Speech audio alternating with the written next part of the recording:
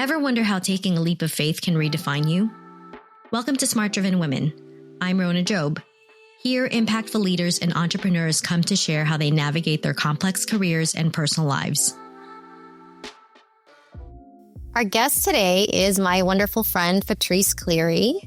She's the owner of Purple Patch and Joia Burger in Washington, D.C. Many of you may or may not know that Purple Patch has welcomed notable guests, including the White House. Patrice has been featured in so many national news and media. I feel like I'm looking at them like every week. And in 2023, Purple Patch was actually named Tom Sietsma's favorite restaurant of the year in the Washington Post. And last year, Purple Patch was named Washington City Paper's best places to eat. Most recently, Purple Patch was also named one of 25 best places to eat in the world by Condé Nast and Eater's 38 essential restaurants in DC. Fun fact, Patrice is also a former Marine, has 2 boys, and a 76-year-old mom that lives at home with her. Patrice, welcome to the podcast. Thank you so much, Rona. I'm so excited to be a part of this. I know that you've been trying to get me to come on here for a while, and finally you pinned me down. Well, that's the thing about smart-driven women, right? Like, we are always all over the place and incredibly busy. So I appreciate you being on the podcast with me today. No, absolutely. Thank you for having me. I'm going to start off with some rapid-fire questions for our listeners to get to know you a little bit. So are you ready? I'm ready. All right. What city do you live in and who's in your household? So I live in Washington, D.C. The area of Washington, D.C. that I live in is called Mount Pleasant. My mother, who is 76 years old, lives with me, and also my 6-year-old son, Liam. We also have a dog, Bella, that's a Bernedoodle, and she is actually probably another child on top of the child that I have there. I also have a 16-year-old son that lives in Santa Clara, California, and I travel back and forth to make sure he's doing well and help him with work. Coffee or tea in the morning? Coffee, copious amounts. What's the last book you finished? Wow, I have ADHD. I'm sorry, I have to admit this. I have many books open all at once, and very rarely do I ever get to the very ending. But I will say the last book that I finished was Danny Meyer's. He's a restaurateur, and he has a book called Setting the Table. So that was my last book that I've completed. Oh, I love that. Podcast or audiobooks? Audiobooks. One word to describe your leadership style? Accountable. Love Definitely. It. Love it. Favorite app on your phone? Oh gosh, it's a love-hate relationship with Instagram, but I would have to say Instagram. Being a restaurateur, we have to always be mindful of what's being put out there about us, but also to be successful, you have to be able to use social media, and Instagram is the fastest way to get the news out there. Absolutely. Who's a professional role model for you? Professional is so hard. I really had to think about this. Julia Child. I mean, honestly, I think she has been an inspiration for so many chefs and entrepreneurs because she's allowed you that opportunity to make mistakes, and it be okay to make mistakes and maybe not have all the answers, but learn along the way. And this is just by her being a home cook that then turned professional. One cause you are passionate about? Honestly, like anything that has to do with food and feeding the less fortunate. During the pandemic, my restaurant opened up its doors to those that were around the city that weren't able to provide meals for themselves because they've lost their jobs or they just were in need of food. We were able to allow them the opportunity to come to the restaurant from 9 until 12 and pick up at least meals for 5 individuals. This is something that not a lot of people could do, but we knew that as a restaurant, we had to help create a sustainable community. So anything through food really is something that I'm very passionate about. Mountains or beach for vacation? Jeez, this is hard because I love the mountains, but I definitely am a warm weather girl. So the beach would be for me. I love it. Best career advice you've ever received? Best career advice that I live with today still is stay in your lane. Stay in your lane and try not to waver back and forth, because when you waver back and forth, other people start to question what you're doing and the validity behind it. And what trend in the restaurant industry excites you the most right now? Individuality. I think it's important to not feel that you have to live within this box and do what everyone else is doing, but make it acceptable to not need the validation of others to be able to be creative. I love that. I love that. We're going to go into this part of our podcast where we get to know a little bit more about you, dive a little bit deeper than the rapid fire. So my first question to you, which I think I ask almost everybody on the podcast, is before you started your professional career journey, Did you consider yourself driven? If so, or if not, when did it start? I would have to say that I've always been someone that just doesn't accept no for an answer. And that probably hasn't worked out the best for me because I've always challenged my parents when I was a child. But it's definitely led me to a place where I just didn't accept what was given to me. So I would say that I have always been driven, but just didn't know the destination I was going to. Patrice, share with us a little bit about your journey from being a stay-at-home mom to this pioneering Filipino food restaurateur in Washington, D.C., back when Filipino food wasn't even a thing in the D.C. area. So before I started my restaurant, I had spent 8 years in the Marine Corps. I got out of the Marine Corps and worked in finance for a while. And then I didn't want to inbox anymore. I had joined the Marine Corps when I was 18 years old to basically help provide for my family and myself at the same time because my father had passed away when I was 17. So when I got into the restaurant industry, it was really just to take a break for a moment. And I stayed in it probably a lot longer than I wanted to. I spent almost 10 years there. And when I got out of it, it was because I had gotten married and had a child. And I felt like the next step for me was to just naturally be a stay-at-home mom and a supportive wife. I guess little did I know that it would be the first time that I sought counseling. I didn't know what was wrong with me because I didn't know my purpose. I know that's very cliche for people sometimes because you're always asking, what's my purpose? But it's not until you're really in that position and you're not doing something that serves you that you're really asking yourself, what is my purpose? And I just didn't know. Honestly, I don't even feel like the counselor could answer that question for me. It was something that I had to look deep within. I knew that I really enjoyed cooking. And cooking was kind of my outlet. It was the very similar outlet that was, for my mom when she was having tough times, moving here from the Philippines and not being able to quite acclimate because she was moving to a new country. She always just, relied on the kitchen to kind of bring her back to center. The same thing was for me, as I always remember just going back into the kitchen to give me a little bit of inspiration. And then I just started creating projects for myself through the kitchen. I remember making mini savory pies, basically empanadas. There were 2-bite pies, and I would go around and I would sell them to people, whether it was individual people or bakeries. And the one time I sold them to a hockey rink, and I said, "Listen, if this works for you, I can make these for you all the time." And I pitched him on it. And sure enough, a couple of days later, the owner of the hockey rink came back and said, "We love the pies. Can we order more?" And I said, "Absolutely." Little did I know that it'd be 1,000 pieces more.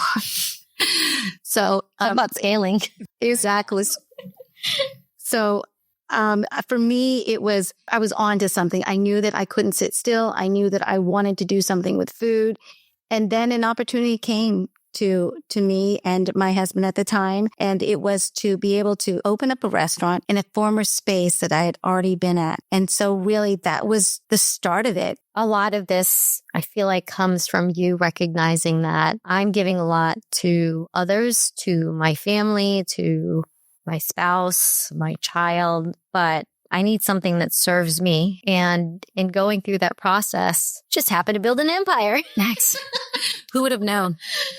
Yeah, but I love that. And I want to dive a little bit deeper into what you said in focusing things that serve you, right? Because I think a lot of times when you're trying to make that jump from stay-at-home mom or from somebody who's been caring for others solely in one area, which is typically for women, the home, making that jump into essentially an empire is what you've built, right? Like that started from serving you, being a service to yourself instead of always to everyone else. Talk to me a little bit more about that. Like when you were going through this kind of mental process of like, I'm going to do this, I'm not going to do this. Am I sacrificing stuff? Is it going to take away from my family? What is that like? You know what?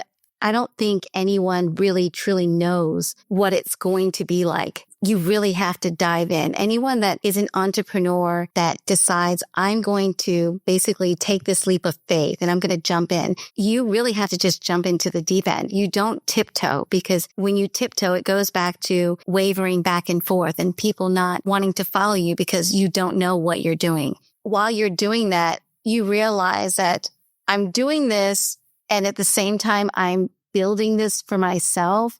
I'm having to make these sacrifices. And these sacrifices a lot of times are your family, because you're not being 100% for them. And little by little, it goes from 100% to 90% to 80%. And who knows at what spectrum you're going to end up at when you're, trying to create this business. But the sacrifices that you're making, you don't even realize in the very beginning what these sacrifices are going to lead to and how successful you can possibly be, because I don't think anybody really knows the true picture. You can't create this picture in your mind of like, oh, I'm going to be this successful right away.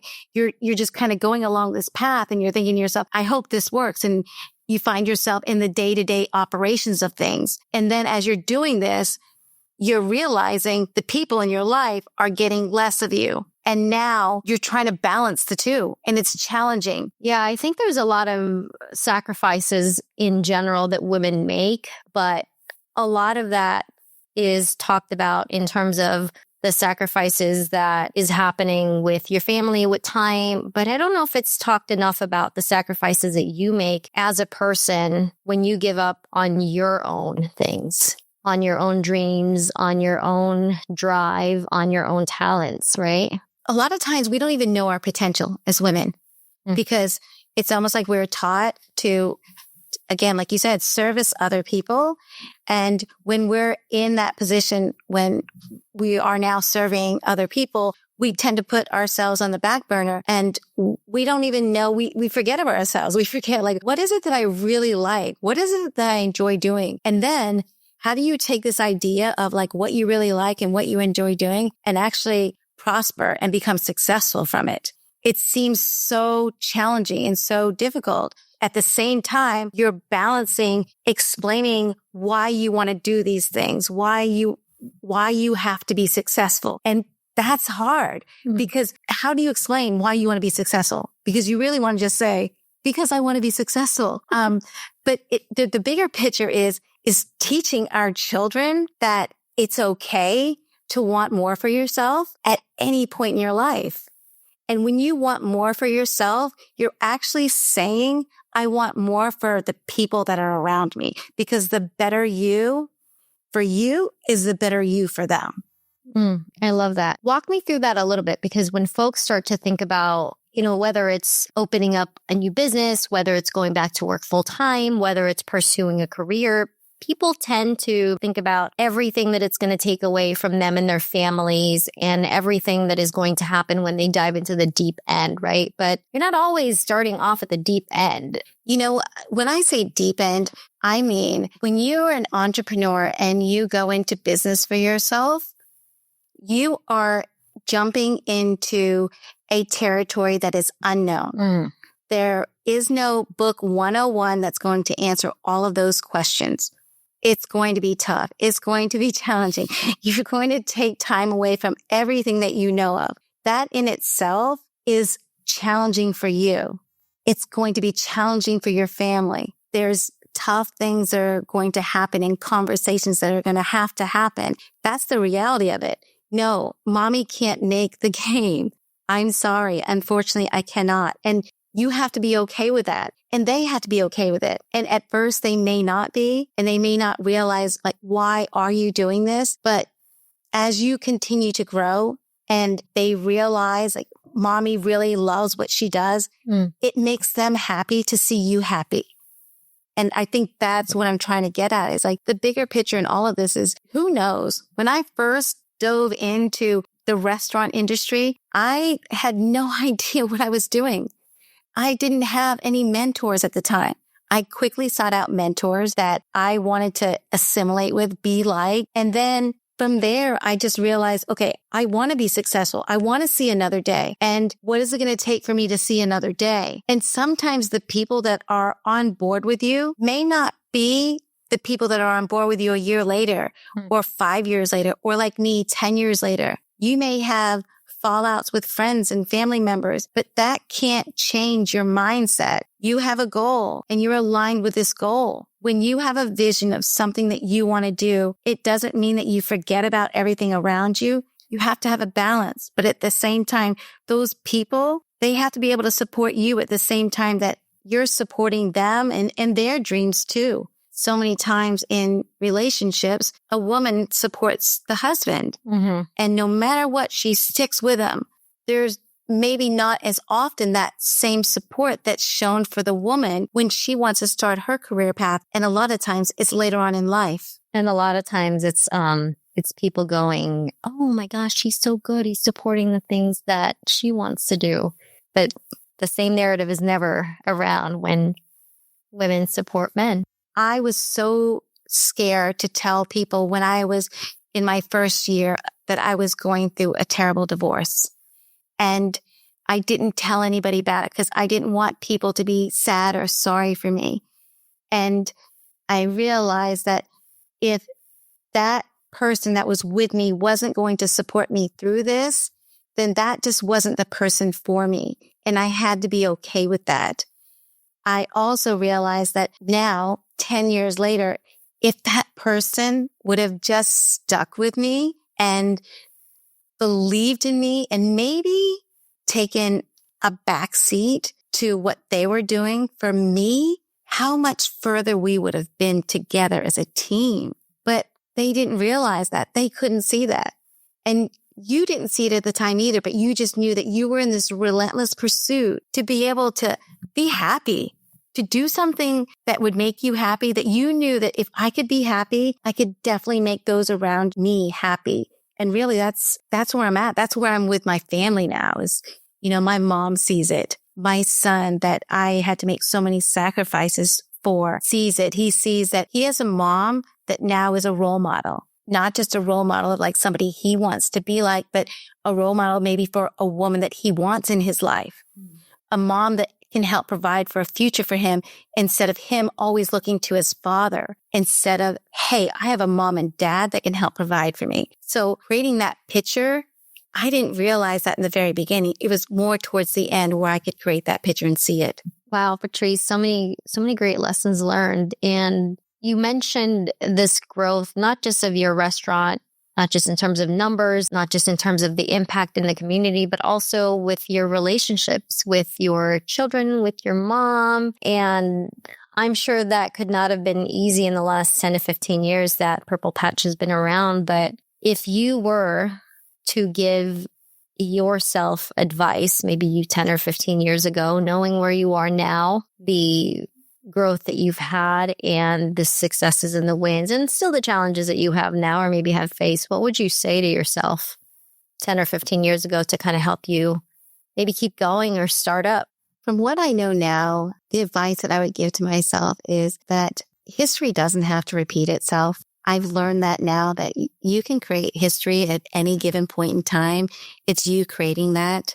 I was raised in a household where, unfortunately, I was told that I needed to marry somebody that could help me achieve the things that I wanted in life. I wasn't told that you need to go to school, you need to get great grades, you need to become successful. I wasn't told those things. I was held back from that. No one pushed me. So it's me pushing myself and realizing that I don't need anybody to do these things for me. I can do them for myself. And by me changing that will now change the mindset of my children. You don't have to have somebody else in your life cheering you on and rooting you on to be successful. That you have to have the desire, the passion, the energy, the drive inside to want to do it yourself. So that's probably the piece of advice I would give myself is like, don't listen to what others say to you. And most certainly, whatever or however your family has raised you doesn't mean that you have to still continue along that path line. You have to figure out things for yourself sometimes, and you have to be your own cheerleader. How old do you think you were when you kind of got that mindset, when you adopted that mindset? Because, it's hard, especially for folks who do grow up in that environment when they're never told that they're told to marry the doctor, not be the doctor, right? So many times I'm so envious of my friends because they had a life that I've dreamed of. They, went to school and had a career path that led them into a place where everybody was so proud of them. And here it is. I graduated from high school. I didn't graduate from college. I joined the Marine Corps. I took care of my family. I wasn't groomed for what other people were groomed for. And I felt like I was such a disappointment in some ways, a disappointment and embarrassment because I didn't have the things that my friends had. It wasn't until much later in my life where I realized that, I don't have to be married to somebody and I don't necessarily have to have gone to this college or I didn't have to work this job to be a success. Those things don't define you. You have to find out what truly makes you happy and you define yourself and you don't need validation. And it came for me much later in life. I didn't start my restaurant until I was in my 40s. Until I turned 40, 41 to be exact. And so here it is. I'm later in life where I realized that one, I want to start my own career. I don't need validation and I don't necessarily need somebody as a cheerleader telling me, you got this, you can do this, because I didn't have one. A lot of resilience right there. As women, interesting, we don't know how much resilience we have and how strong we are until we put our own selves to the test. Yeah.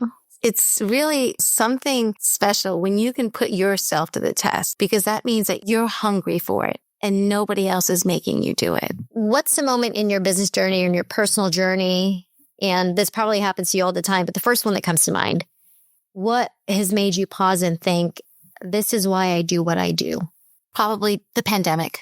When we went through the pandemic and I, like so many others, realized that we're being challenged in a way that we've never been challenged before. And how can I help myself stay alive, my family stay alive, and others? And you realize that you are going to keep your business open, you're going to take care of your family, and you're going to help take care of everyone around you. When you can see people coming to your business and supporting you, and you keep 25 of your staff members on, and you help feed the local area hospitals, and then you make it out of the pandemic, you look back at that and you say to yourself, this is exactly why I'm doing this. Because it's a moment in time where it wasn't about you and what you knew. It was about everything inside of you that you had to figure out. And I realized I knew so much more than I thought I knew because I was able to help so many people. There's a lot of folks that listen to this podcast that are in many different stages of their life. What would you say to somebody who is struggling right now and can't see the forest among the trees in their own relentless pursuit of making sure that their needs are met and also their families?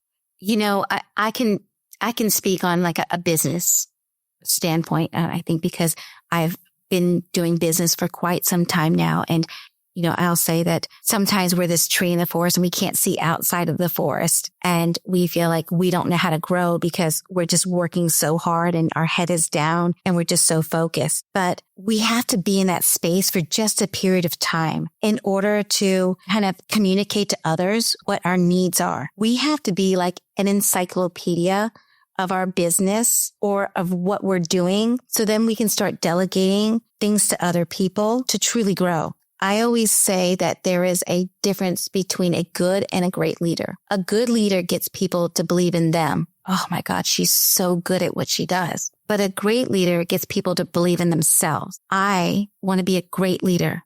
I have 65 employees. I delegate everything I can to them because they feel now that they're a part of my business because they're helping the business grow. I'm not just giving them a job. They're actually learning life skills and they're learning how to be professionals as well. And they're helping me build my business. Again, you have to delegate. You have to find a way to be able to share your needs with other people so that they can help you. It's taken a lot because I hold on to so much so close to me, but you can't grow if you do that. Yeah. Or you can only grow but so much. Well, Patrice, thank you so much for joining us today. It has been such a pleasure having you. And I feel like we can cover a million more topics, but we won't. We're trying to keep this under 25 minutes. But for the Smart Driven Women listeners out there, how would you like them to connect with you? For those women that are out there, I'm a small business owner, and hopefully there are many other small business owners out there. And one thing we can do is we can support each other. And I have 2 restaurants. And if you want to help me and support me, you can come to either one of my restaurants. You can have a coffee or a drink or grab a bite to eat with me. But, my restaurants, Purple Patch and Joia Burger. Also, if anyone out there relates to what I'm saying, do something about it. Don't just keep thinking there's something else out there for me. Maybe one day there's signs and maybe take a look at this and hear what I'm saying and say, maybe this is my time. Maybe this is my opportunity. Don't leave any stones unturned. Reach out to Patrice on Instagram at Joia Burger or at Purple Patch DC. Thank you. Oh, thank you so much.